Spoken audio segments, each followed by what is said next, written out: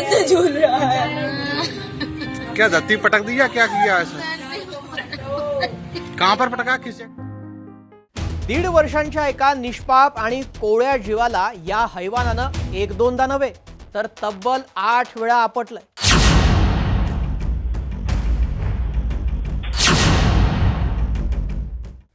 दीड 2 वर्षाचं एक रांगतं लेकरू ज्याला जगातला राग द्वेष सूड यातलं काहीच समजत नाही. कुणीतरी त्याला चॉकलेट दाखवून जवळ बोलावतो. ते निष्पाप लेकरू हसत हसत त्याच्यासोबत जातं. पण पुढच्या क्षणी तो राक्षस त्या चिमुरड्याला हवेत उचलतो आणि सपासप एक दोनदा नाही तर तब्बल 8 वेळा निर्दयीपणे जमिनीवर आपटतो.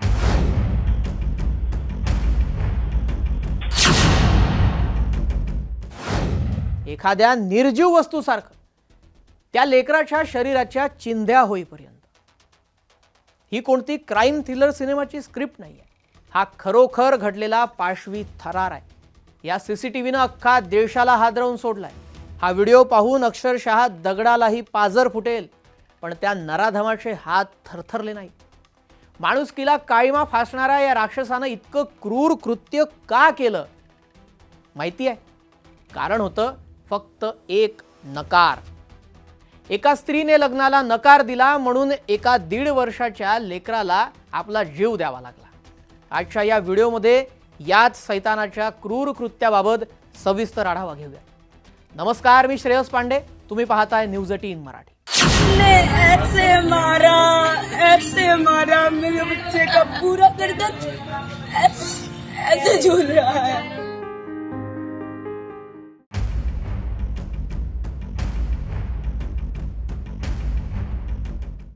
ही संतापजनक घटना घडली आहे 30 मे 2026 रोजी उत्तर प्रदेशातील शिकोहाबादमध्ये. ज्या निष्पाप जीवानं यात आपले प्राण गमावले त्याचं नाव होतं आरव. घरातले सगळे त्याला लाडानं कल्लू म्हणायचे.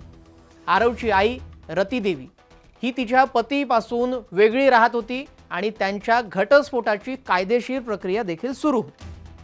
ती स्वतःच्या आयुष्यातला एक कठीण लढाच लढत होती असं म्हणायला हरकत नाही. याच दरम्यान या कहाणीत या राक्षसाची एंट्री झाली. त्याचं नाव जितेंद्र पाठक उर्फ विराज. बदायूं जिल्ह्यामध्ये किराणा दुकान चालवणारा हा 24 वर्षांचा तरुण. विराज हा रतीदेवीच्या पतीच्या नात्यातला चुलत भाऊ आणि याच नात्याचा फायदा घेत तो या कुटुंबाच्या संपर्कात आला होता. पण त्याच्या डोक्यात एक वेगळंच आणि भयंकर विष शिजत होतं. कारण विराजला रतीदेवीशी लग्न करायचं होतं. हे प्रेम नव्हतं तर ती एक विकृती होती. त्याने तिला लग्नाची मागणी घातली, पण रतीदेवीने त्याला वारंवार आणि अत्यंत स्पष्ट शब्दात नकार दिला. तिने त्याला ठणकावून सांगितलं होतं, मला एक मूल आहे आणि मी तुझ्याशी लग्न करू शकत नाही. पण पुरुषी अहंकार दुखावलेला तो नराधम हा नकार पचवू शकला नाही. त्याच्या विकृत मेंदूने असा काहीतरी विचार केला की जर रतीदेवी लग्नाला तयार होत नाहीये तर त्यामागचं कारण तो 1.5 वर्षाचा आरव आहे.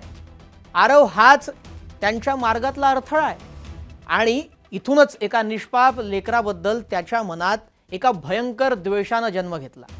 30 मेची संध्याकाळ रतीदेवी आणि तिची आई पिंकी देवी एका वकिलाचा सल्ला घेण्यासाठी शिकोहाबादला आल्या होत्या.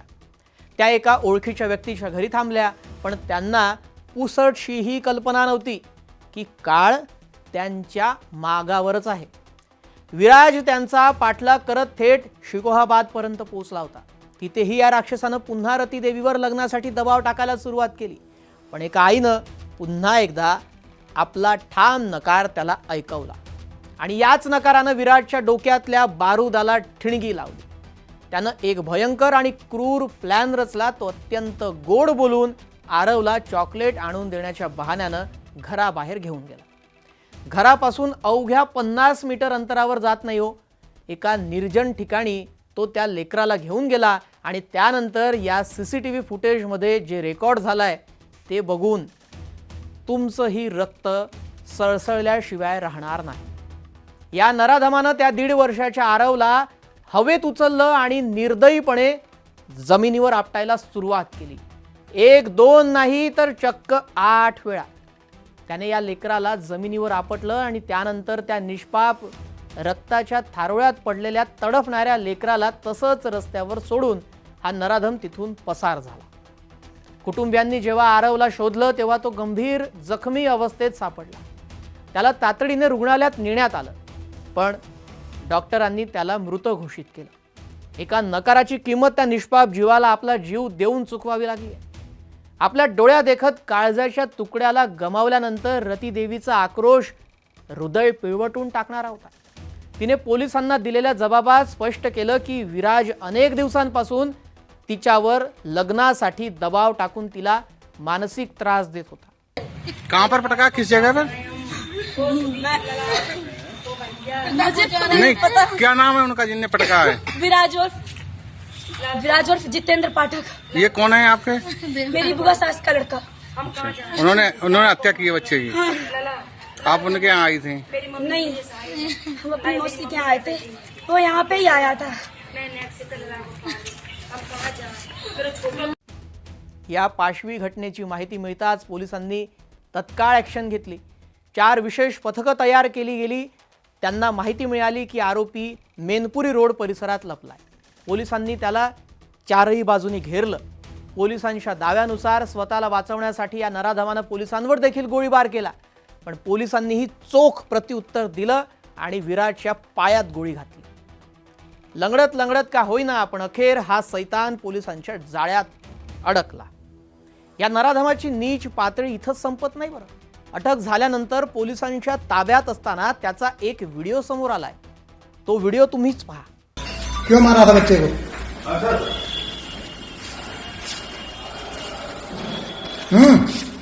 मेरी सर बच्चे तो कोई दुश्मनी नहीं थी. तो क्यों मारा तूने फिर? ये सवाल आप लड़की से कर लेना. हैं? ये सवाल लड़की से करना. वे आप तूने मारा लड़का तो पहले इस तरह से जानवरों को भी नहीं कोई मारता. जेव्हा त्याला विचारलं जातं की मुलाला का मारलं, तेव्हा त्याच्या चेहऱ्यावर कसलाही पश्चाताप नाहीये. तो निर्लज्जपणे कॅमेरासमोर म्हणतोय, माझी मुलाशी काहीच दुश्मनी नव्हती. आणि कारण विचारल्यावर तो म्हणतो, त्या मुलीला विचारा. स्वतःच्या वासनेसाठी, स्वतःच्या हट्टासाठी आणि एका निष्पाप लेकराचा बळी घेणारा हा विकृत माणूस खापर मात्र त्या लेकराच्या आईवरच फोडतो. याला माणुसकी म्हणायची की जिवंतपणी सडलेली मानसिकता, हा प्रश्न आता विचारला जातो. ही केवळ एक हत्या नाही, हा आपल्या आजूबाजूला वावरणाऱ्या विकृत मानसिकतेचा एक भयंकर असा चेहरा आहे.